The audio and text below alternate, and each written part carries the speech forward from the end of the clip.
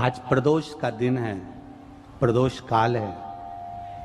आप भूल गए प्रदोष के दिन, प्रदोष काल के दिन, प्रदोष के दिन, प्रदोष काल में आपने मुझसे वचन दिया था कि तू जिस जगह पर ले जाकर खड़ा कर देगा उस स्थान में मैं चारों तरफ अपनी दृष्टि फेरूंगा और चारों तरफ दृष्टि जहां फेरूंगा जो जिस कामना को करेगा उसकी कामना मैं पूरी करूंगा। यह आपने मुझे वचन दिया था भोलेनाथ।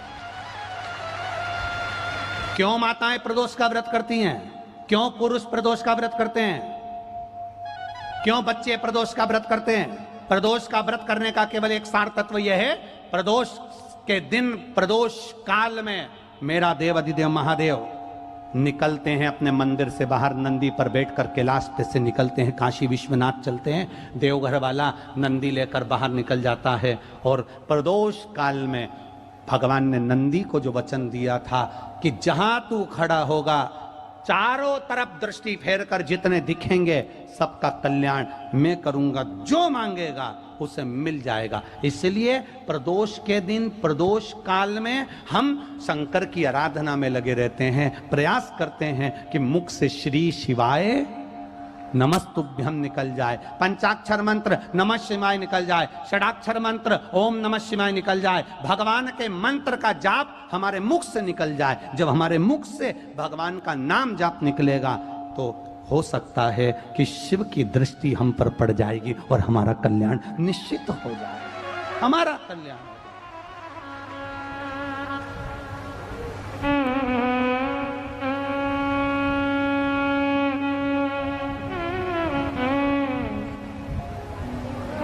वो कहते ना वो साधारण नहीं है महाराज, वो बाबा डमरू वाला रे थारी मौज कर देगा। हम जो मांगे वो हमको देने को तैयार बैठा, जो मांगे। इसलिए भाव से, हृदय से शिव को जब हम पुकारते हैं, शिव दौड़कर आता है। प्रदोष के दिन, प्रदोष काल में शिव जी के नाम का स्मरण प्रत्येक को कर लेना चाहिए। और एक नंदीश्वर शिव महापुराण से एक बात सीख कर जाइएगा, अगर आपको लग रहा है कि दुख समाप्ति नहीं हो रहे, एक बीमारी से उठे दूसरी बीमारी में लग गए, फिर कोई दुख आ गया, फिर कोई दुख आ गया, फिर कोई तकलीफ आ गई, फिर कोई तकलीफ आ गई, बार बार आपको लग रहा है कि दुख पीछा ही नहीं छोड़ रहा। प्रदोष के दिन, प्रदोष काल में 2 जगह दिए लगाना प्रारंभ कर दो।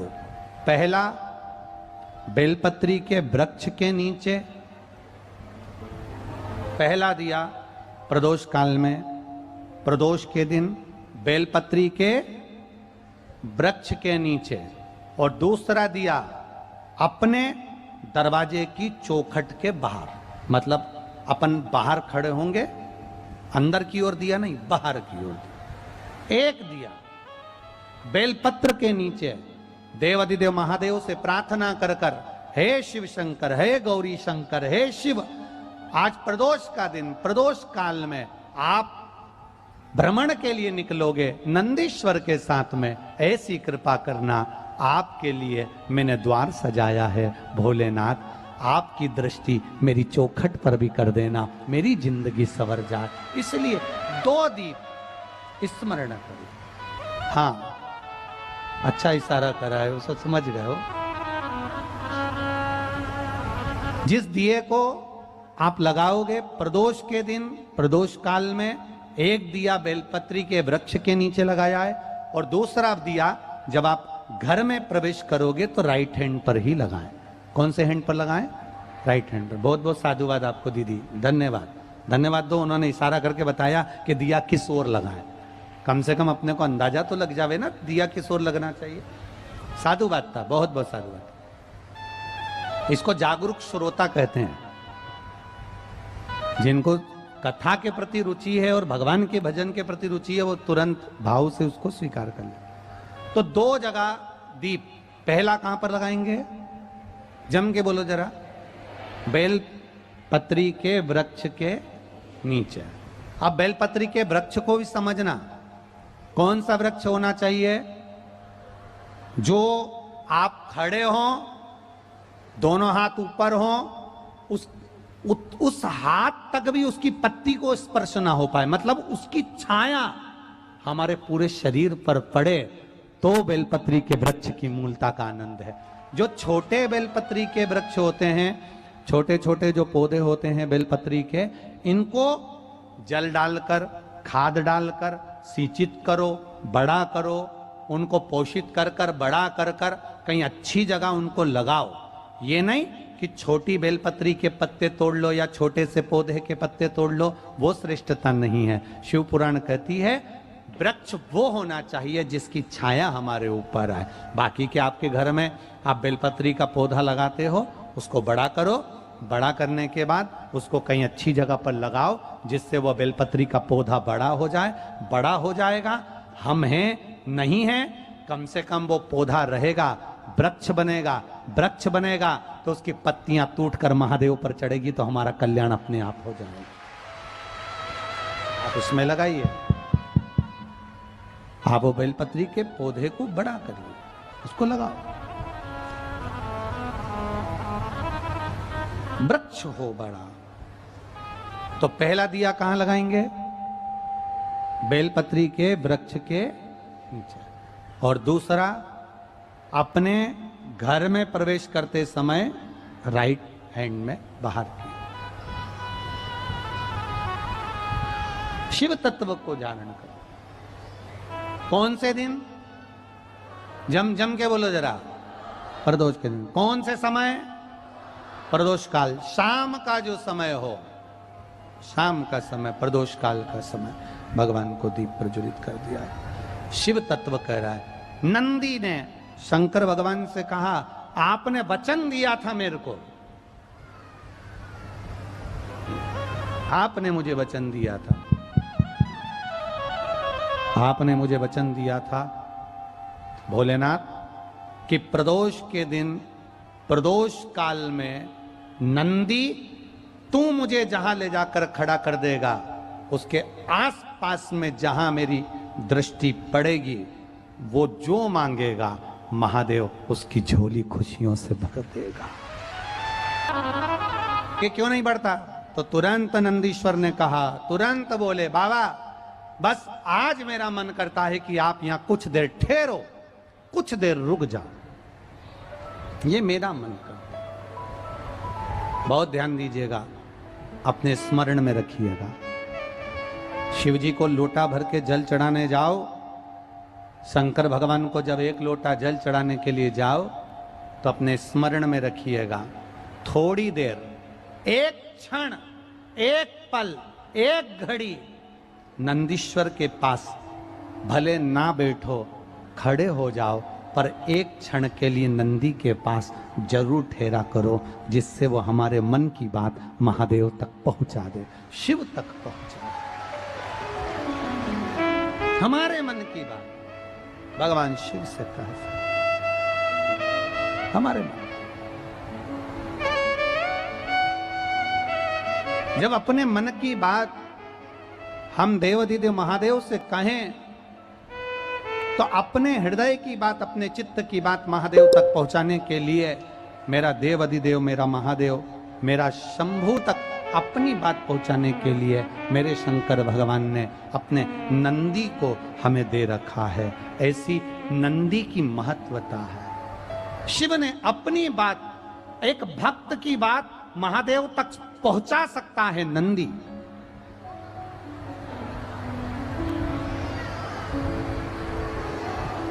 एक भक्त की बात शिव तक पहुंचाने के लिए नंदी मूल है।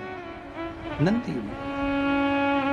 आप अपने हृदय की बात नंदी से कहें, नंदी बाबा देव अधिदेव महादेव से कह ही देता है।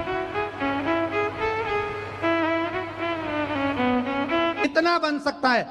आप नंदीश्वर शिव महापुराण की कथा सुन रहे हो, नंदी के पास बैठकर नंदी के कानों में, नंदी के चित्त में हमारे हृदय की बात हम कहें और वो बात नंदीश्वर देवाधिदेव महादेव तक पहुंचाए। शिलाद मुनि के लिए नंदी थोड़ी देर बैठ, शिलाद मुनि के लिए नंदी हिलता ही नहीं है, खड़ा है, नंदी खड़ा।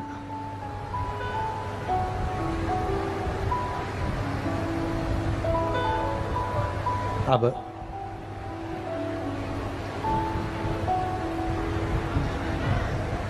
जब नंदी नहीं हिला, पार्वती जी ने शंकर जी से कहा ये नंदी हिलने वाला नहीं है।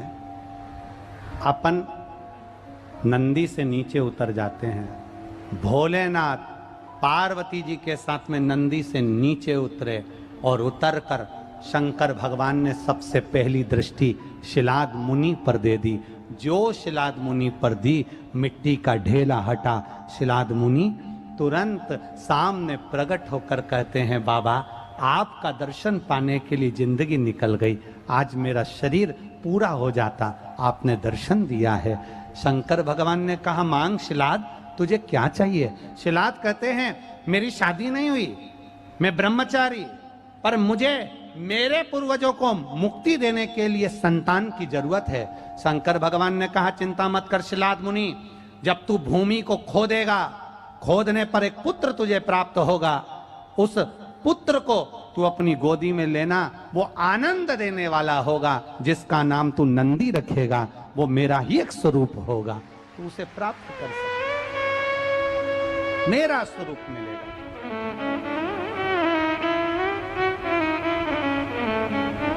पर भोलेनाथ ने कहा, देने पर अगर पर, किंतु, परंतु, क्या, क्यों ये शब्द अगर लग जाता है तो टेंशन आ जाता है। पर शिलाद मुनि ने कहा, प्रभु ये पर क्यों लग रहा है, आखिर आप क्या कहना चाहते हो? शंकर भगवान ने कहा, सुन शिलाद मुनि, पुत्र तो तुझे मिलेगा, पर उसकी उम्र पूरी नहीं होगी, आधी उम्र में उसको जाना पड़ेगा, आधी उम्र में उसे जाना। शिलाद मुनि ने चरण पकड़कर देवाधिदेव महादेव से कहा, अगर मेरी भक्ति के बल पर मुझे पुत्र मिल सकता है तो विश्वास रखता हूं आपकी भक्ति करके मेरे पुत्र की उम्र भी बढ़ा सकता हूं। अकाल मृत्यु वो मरे जो काम करे चंडाल का, काल उसका क्या बिगाड़े जो भक्त हो महा काल का। शंकर का उपासक भय नहीं खाता, डरता नहीं है। शिव की भक्ति करने वाला कभी नहीं डरता, शंकर की आराधना करने वाला कभी नहीं डरता, शंकर की उपासना करने वाला नहीं डरता। शंकर की भक्ति करने वाला, अगर कोई उपासना करने वाला है, शिव को एक लोटा जल चढ़ाने वाला है, शंकर का व्रत करने वाला है, शिव की भक्ति करने वाला है, देवघर तक जल चढ़ाने सुल्तानगंज से पैदल जाने वाला है, तो वो दुनिया में कभी नहीं डरता, वो आगे ही बढ़ता चले जाता है, डरता वरता नहीं है। शिव भक्ति में रमो। प्रथम प्रदोष की उत्पत्ति कब और कैसे हुई?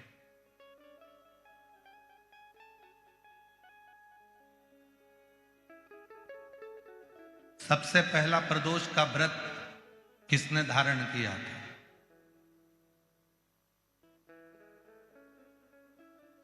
कहा, जब देवता और असुरों ने मंथन किया और उस मंथन में जो हलाहल विष निकला, और वो विष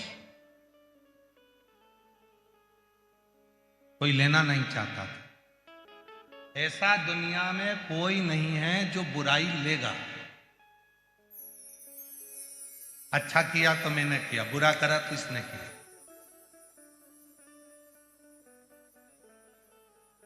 जितना किया अच्छा मैंने करा और बुरा करा तो इसने करा। दुनिया में बहुत कम लोग होंगे जो बुराई खुद ले लेंगे। जब मंथन हुआ, विष निकला और वो विष हलाहल विष शिव जी के पास पहुंचा।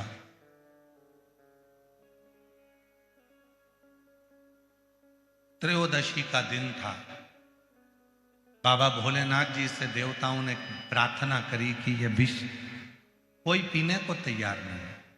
तब भगवान देवाधिदेव महादेव ने उस विष को हाथ में लिया और मुख से लगाना प्रारंभ ही करा कि मां जगतजननी उस कंठ में जाकर बैठ गई।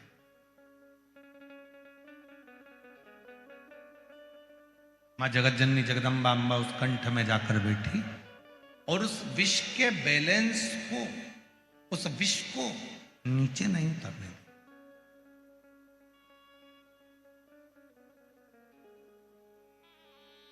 इतना हलाहल विष था कि देवाधिदेव महादेव भी अगर उस विष को पीते तो उनके भी प्राण जा सकते, पर उतरने ही नहीं दी।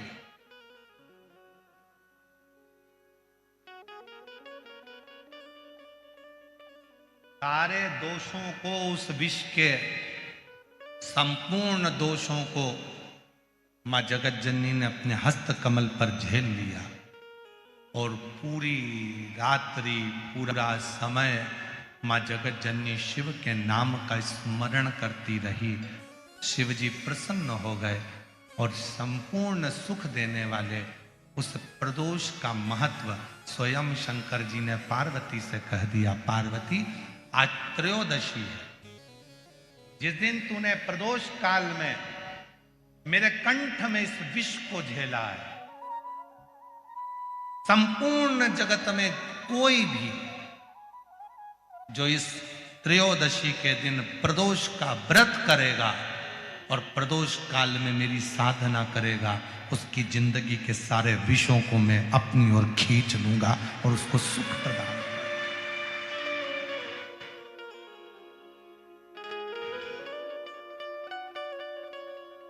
संपूर्ण जगत का विष। कितना सुंदर वर्णन करा गया है शिव महापुराण में प्रदोष की महत्वता में। शिव महापुराण में प्रदोष की महत्वता कहते हुए स्वयं वेद व्यास जी वर्णन कर रहे हैं। तुमरुका जी चंचुला देवी से कहते हैं, चंचुला 15 दिन में प्रदोष आती है, हर 15 दिन में प्रदोष आती है।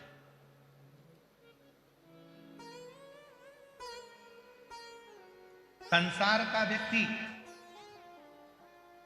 यदि किसी तीर्थ में नहीं जा सकता, संसार का व्यक्ति कोई तीर्थ नहीं जा सकता, संसार का व्यक्ति कोई तीर्थ में जाकर स्नान नहीं कर सकता, संसार का व्यक्ति किसी तीर्थ में जाकर किसी पवित्र नदी का यदि स्नान नहीं कर पाता, तीर्थ नहीं जा पाता या भगवान शंकर का भजन नहीं कर पाता, हर 15 दिन में प्रदोष आती है। यदि एक प्रदोष को भी वो भूल से भी एक बेलपत्र या जल या चावल का दाना अगर शंकर को प्रदोष काल में समर्पित कर देता है या प्रदोष का व्रत कर लेता है तो उसके 15 दिन तक लगातार उसे तीर्थ का फल प्राप्त होता रहता है। चाहे फिर वो मंदिर जाए ना जाए, देवालय जाए ना जाए, शिवालय जाए ना जाए, तीर्थ जाए ना जाए, ये उसके ऊपर निर्भर करता है। पर एक चावल का दाना भी, एक बेलपत्र भी, एक लोटा जल भी यदि प्रदोष काल में प्रदोष के दिन शिव को समर्पित हो जाता है तो उसका फल जरूर, और एक दिन तक नहीं मिलता, 15 दिन तक लगातार उस फल को प्राप्त हो। परमात्मा पर भरोसा करने वाला और प्रदोष का व्रत करने वाला कभी खाली झोली लेकर नहीं जाता, याद रखना। जिसने परमात्मा पर भरोसा करा है और जिसने प्रदोष का व्रत करा है उसको शिवजी ने आज नहीं तो कल, कल नहीं तो परसों दिया जरूर। जिसने बाबा पर भरोसा करा, जिसने सोमवार, पशुपतिनाथ ऐसे व्रतों को जो धारण करता है, कोई 16 सोमवार करता है, कोई पशुपति व्रत धारण करता है, कोई प्रदोष व्रत करता है, कोई सोमवार की अष्टमी का व्रत करता है, जो मांगा देगा।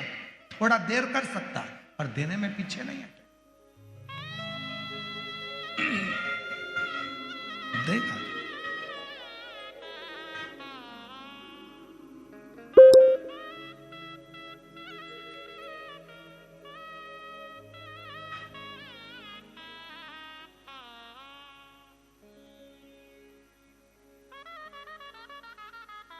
सारे देवता रोज भ्रमण पर नहीं निकलते।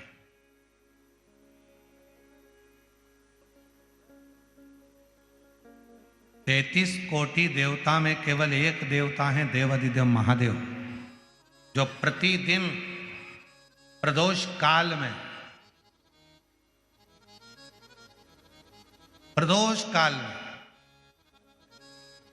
शाम के समय अपनी अर्धांगिनी मां पार्वती जी के साथ भ्रमण पर निकलते हैं अपने भक्तों का दुख मिटाने के लिए। प्रतिदिन। पहले तो मेरा निवेदन है कि प्रदोष को समझें कि प्रदोष का मतलब क्या। संसार का कोई मनुष्य कितने भी दोष कर ले, उसकी जिंदगी के सारे पाप उसने जितने भी करे हों, यदि प्रदोष का दिन है, जिस दिन प्रदोष है उस दिन यदि उसने व्रत धारण करा, केवल एक दिन ऐसा होता है प्रदोष का जिस दिन 33 कोटि देवता और 64 योगनियां भी भगवान शंकर के सामने अपने मन की बात कहने के लिए प्रदोष काल में खड़े होते हैं और शिव जी अपने हाथों से उनके दुख मिटाते मिटाते जाते हैं। वो प्रदोष का व्रत होता है। वो प्रदोष सारे दोषों को जो समाप्त कर, सारे दोष, सारी तकलीफ, तुम्हारी जिंदगी के जितने जितने तुम्हारे दोष हैं इस जन्म के उस जन्म के, और जब भगवान शिव से आप निवेदन करते हैं, प्रार्थना करते हैं, उनसे अपने मन का भाव कहते हैं, प्रार्थना करते हैं, निवेदन करते हैं, तो शिव उसको स्वीकार करते। स्वीकार। खड़े हैं देवता, भगवान शिव नेत्र बंद करके बैठे, भगवान विष्णु, भगवान ब्रह्मा सब देख रहे हैं, इंद्रदेव पीछे खड़े हैं और पीछे से देख रहे हैं। उनको मालूम है नहीं मिलेगा, नहीं मिलेगा ही नहीं। पर तभी भगवान नारायण ने फिर जमकर हर हर महादेव कहा। ब्रह्मा जी फिर बोले हर हर, और भगवान नारायण ने और भगवान ब्रह्मा ने 3 बार ताली का जो नाद किया। चंड ने भगवान शिव को सूचना दी। सूचना देकर भगवान शंकर के नेत्र खुल गए और शिव जी के जैसे ही नेत्र खुले, बाबा ओ घड़दानी ने, भगवान शंकर ने नेत्र खोलते ही सामने खड़े हुए भगवान विष्णु को, भगवान ब्रह्मा जी को, देवताओं को देखा और पूछा कि आप यहां पधारे, मुझे आज्ञा करते मैं आ जाता, आप मुझे कहते, आप मुझे बोलते तो मैं पहुंच जाता। आप आए, मुझे तो बुलाते, मैं पहुंचता आपके दरवाजे पर।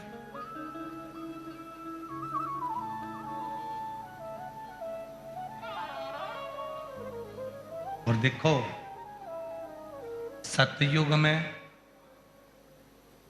त्रेता युग में, द्वापर में और कलयुग में, इन सब में बड़ा अंतर है।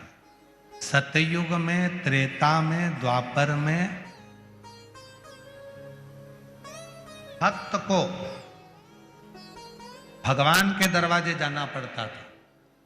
केवल कलयुग एक ऐसा है जिस कलयुग में आप भगवान को पुकारते हो तो भक्त को भगवान के पास जाना नहीं पड़ता, भगवान भक्त के पास दौड़ता रहा। और ये बात तुलसी बाबा ने भी अपनी रामचरितमानस में लिखा कि कलयुग केवल नाम आधारा और सुमर सुमर नर उतरहि। आप भजो, नाम का उच्चारण करिए, भगवान का करिए। जब भगवान के नाम का उच्चारण करोगे तो भगवान अपने करीब में आए। और नहीं तो वैसे तो कलयुग बहुत बदला है। आपसे भी निवेदन, अपनी जिंदगी में एक नियम बनाओ, रोज और रोज नहीं कर सकते तो प्रदोष के दिन शाम के समय प्रदोष काल में शंकर भगवान के मंदिर में या तो दर्शन करो, नहीं कर सकते तो उनकी चौखट का दर्शन करो, वो भी नहीं कर सकते तो शिव जी के मंदिर की शिखर का दर्शन करो, और वो भी नहीं कर सकते तो किसी शंकर के भक्त का दर्शन कर लो, तो भी शिव तत्व की प्राप्ति होना प्रारंभ, तो भी शिव तत्व की प्राप्ति।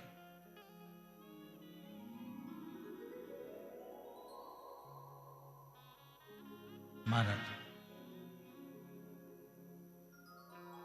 सारी दुनिया सिफारिश से चलती है। भाई थोड़ा हमारे लिए बोल देना, अम्मा पर थोड़ा हमारे लिए कह देना ना, थोड़ा। सारी दुनिया सिफारिश से चलती है, सब जगह पर सिफारिश चलती है, पर केवल एक स्थान ऐसा है जहां सिफारिश नहीं, सच्चाई और विश्वास चलता है, वो शंकर का दरवाजा है, शिव की चौखट है, वहां सिफारिश नहीं चलेगी। आपने जो अच्छा कर्म करा है वहां दिखेगा, आपने जो नेक कर्म करा है वो वहां नजर आएगा, आपने जो श्रेष्ठ कर्म किया है वो वहां नजर आएगा। तो हम तो आपसे भी कहते हैं, तो आप लोगों का एक नियम हो जाता है, मैं 108 बेलपत्र चढ़ाऊंगी, मैं ये चढ़ाऊंगी, मैं वो चढ़ाऊंगी ना। तुम्हारे घर के पौधे के पास में, तुम्हारे घर में जो पौधा लगा हो, उस पौधे की एक पत्ती कोई सी भी तोड़कर भी अगर आप शंकर भगवान को समर्पित कर रहे हो, तो भी शंकर भगवान आपसे प्रसन्न हो रहे हैं। शिव आपसे ये नहीं कह रहे कि मुझे ये मत दीजिए।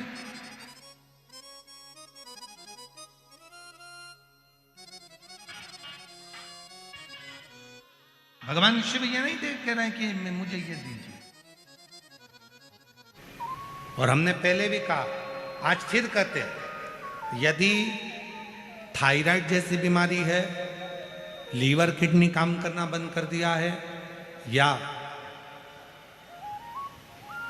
आपके शरीर में, हाथ में, पांव में कंपन बना रहता है, थोड़ा थोड़ा हाथ पांव हिलता रहता है, थोड़ा थोड़ा हाथ कोई काम करते हैं तो थर थर थर थर हाथ हल्का सा कांपता रहता है, तो हमने पहले भी कहा, आज फिर कहते हैं, जो दूब आती है ना, गणेश जी को क्या बोलते हो यहाँ पर, जम के बोलो, दूबा बोलते हैं, दुर्ब बोलते हैं। दुर्बा जो आती है, 5 दुर्बा प्रदोष के दिन एकांतेश्वर महादेव के नाम से भगवान शंकर के मंदिर में चढ़ाइए। शिवलिंग पे चढ़ाकर उस दुर्बा को उठाकर अशोक सुंदरी वाली जगह पर चढ़ाइए, और अशोक सुंदरी वाली दुर्बा को उठाकर वही 5 दुर्बा को नंदी के पास लेकर आइए, और नंदी के पास रखने के बाद उसी 5 दुर्बा को दिन भर में एक एक कर कर वो दुर्बा को प्रदोष के दिन रात्रि से पहले पहले उस दुर्बा को धीरे धीरे कर कर खाना प्रारंभ कर दीजिए। डॉक्टर का इलाज भी करवाते रहो, जांचें भी करवाते रहो, दवाई भी खाते रहो, और साथ में उस दुर्बा का प्रयोग करना प्रारंभ कर दो, तो धीरे धीरे हाथ में, पैर में जो कंपन होता है, वो कंपन अपने आप मिटना प्रारंभ हो जाएगा। लीवर, किडनी, थायराइड जैसी बीमारियां धीरे धीरे ठीक होना प्रारंभ हो जाएगी, किडनी काम करना प्रारंभ कर जाएगी। वो दुर्बा में इतना असर आ जाएगा। कौन से महादेव? जम के बोलो जरा, एकांतेश्वर महादेव।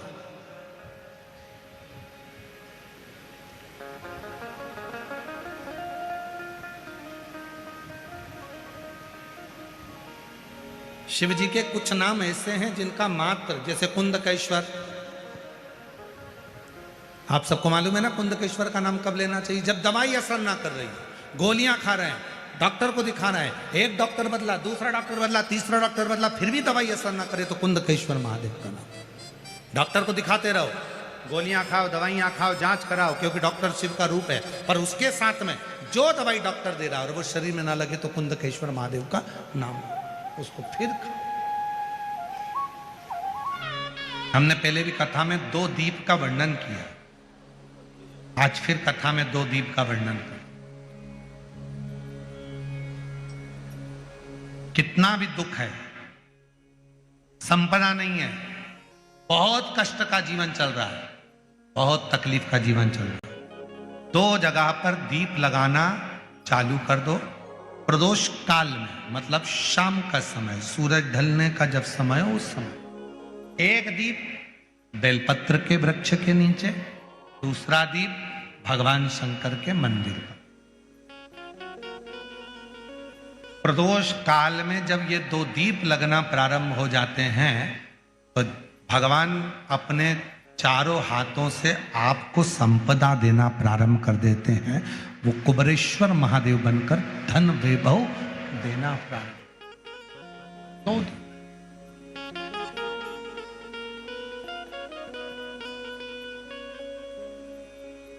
और दोनों दीप फूल बत्ती के होना चाहिए, लंबी बत्ती के नहीं। एक लंबी बत्ती होती है, एक गोल बत्ती होती है, फूल बत्ती। दोनों दीप फूल बत्ती। मां सती ने जब भगवान शंकर के लिए आराधना साधना करी थी और भगवान भोलेनाथ जी से वर प्राप्त करा था, तो माता सती ने भी ये साधना ऐसे ही करी और माता सती को शिव मिले थे।